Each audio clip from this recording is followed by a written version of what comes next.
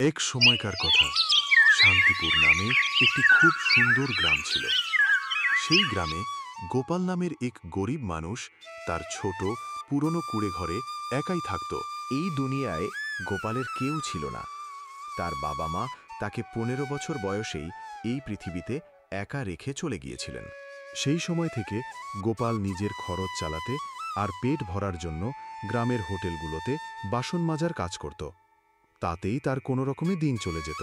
গোপাল তার সামান্য আয় বাড়ানোর জন্য নিজের ছোট জমিতে কিছু সবজি ফলাত এবং সন্ধ্যায় বাজারে গিয়ে সেগুলো বিক্রি করে দিত। মালিক, আমি আমার মাইনেটা একটু বাড়ানোর কথা বলছিলাম। আপনি যে মাইনে দেন তাতে আমার চলে না। মালিক, দয়া করে আমার মাইনেটা একটু বাড়িয়ে দিন। কিরে, তোর জিভ খুব বেড়েছে তাই না? তোকে মাসে ৫৫০ টাকাই দেওয়া হবে। তুই কি চাস ২-৪টে বাসন মাজার জন্য তোকে ১০০০ টাকা দেব নাকি?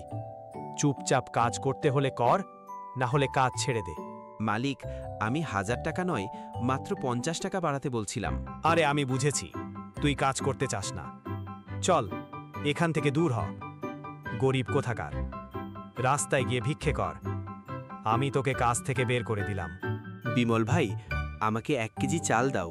গোপাল ভাই, কাল থেকে আমি আপনাকে আর কোনো জিনিস ধার দিতে পারবো না, কারণ আমার দোকানে আপনার ধারের পরিমাণ অনেক বেড়ে গেছে। এর চেয়ে বেশি আর ধার দেওয়া সম্ভব না।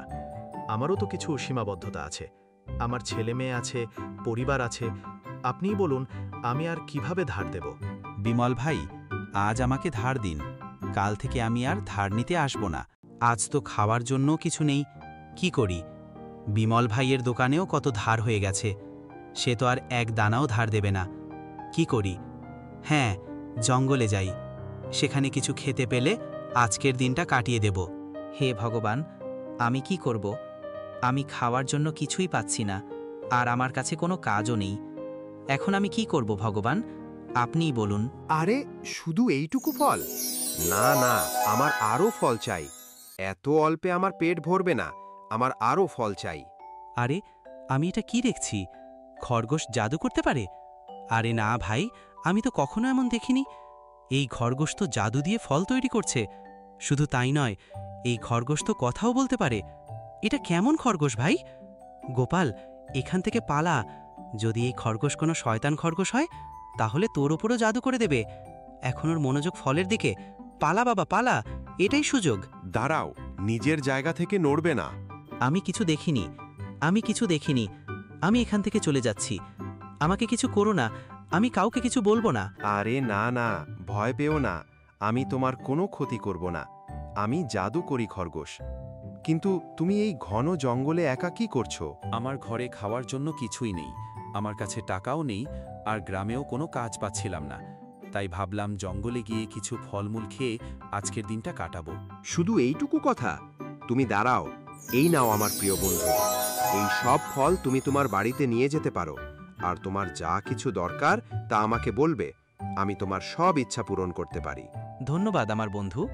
আমি একা, আমার কোনো বন্ধু নেই, পরিবারেও কেউ নেই। আমি আমার ঘরে একাই থাকি।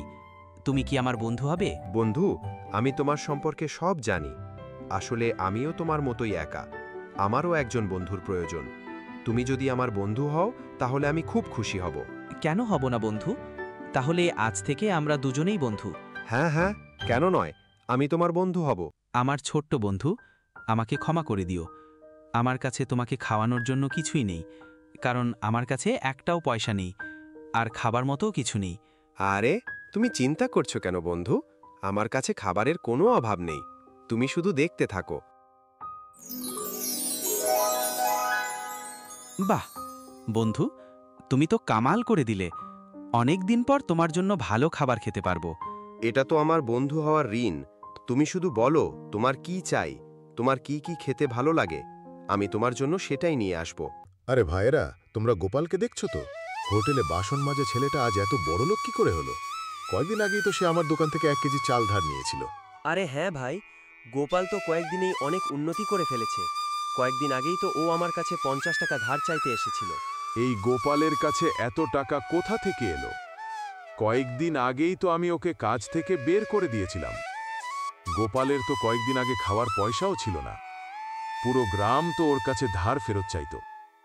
আজও এত বড় শেঠ কি করে হয়ে গেল? নিশ্চয়ই ডাল মে কুছ কালা হ্যায়। এই গোপালকে তো আমি ছাড়ব না।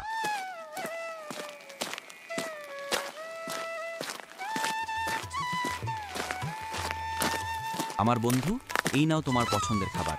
আরে আমার বন্ধু, এটা তো আমার প্রিয় লাড্ডু। হ্যাঁ বন্ধু, তুমি আমার সব ইচ্ছা পূরণ করেছো। আর এখন সময় হয়েছে আমিও তোমার ইচ্ছা পূরণ করব। আমি তোমার মতো জাদু তো করতে পারি না, কিন্তু এভাবে তো নিশ্চয়ই তোমার ইচ্ছা পূরণ করতে পারি। তুমি আমার জন্য যা করেছো সেটাই যথেষ্ট আমার বন্ধু। ও, তাহলে এই ব্যাপার। এইসব কারসাজি তাহলে এই কথা বলা জাদুকরি খরগোশের। এই ছোকরার জন্যই আজ গোপাল বড়লোক হচ্ছে। দাঁড়া গোপাল, তোকে আমি দেখাচ্ছি। হরেন গোপালের ঘরে ঢুকে খরগোশটিকে চুরি করে নিয়ে যায়।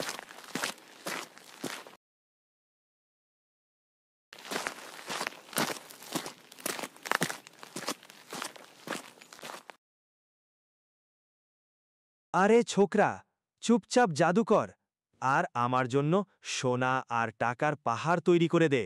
আমাকে ছেড়ে দাও। আমি তোমার কি ক্ষতি করেছি? আমি তোমার জন্য কোনো জাদু করব না। আরে কি দেখছিস? নিজের প্রাণের মায়া নেই নাকি? চুপচাপ জাদু কর, না হলে তোকে ছাড়ব না। না, আমি জাদু করব না। আমার জাদু শুধু ভালো মানুষের জন্য। তুমি খারাপ এবং খুব লোভী, আর তুমি একজন খারাপ মানুষ। তুমি কোনো প্রাণীর জীবন নেওয়ার কথা কিভাবে ভাবতে পারো? তুই তোর বকবক বন্ধ কর আর চুপচাপ জাদু কর। তুই আমার জন্য জাদু করছিলি না, তাই তো? আমি দেখছি তুই গোপালের জন্য কিভাবে জাদু করিস। হরেন খরগোশটিকে মেরে ফেলে।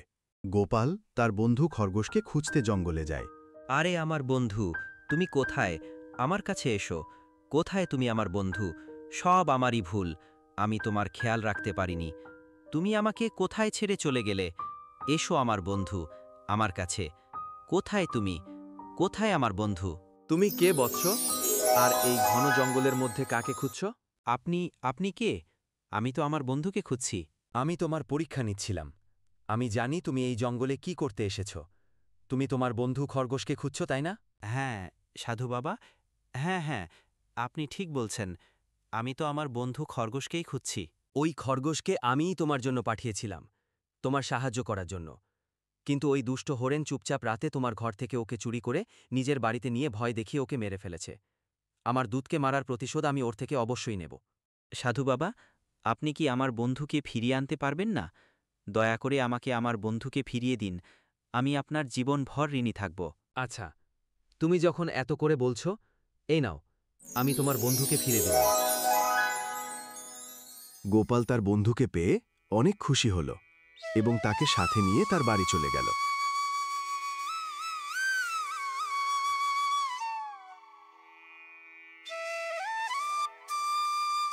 এইভাবেই কয়েক মাস কেটে যায় এবং বর্ষাকাল আসে।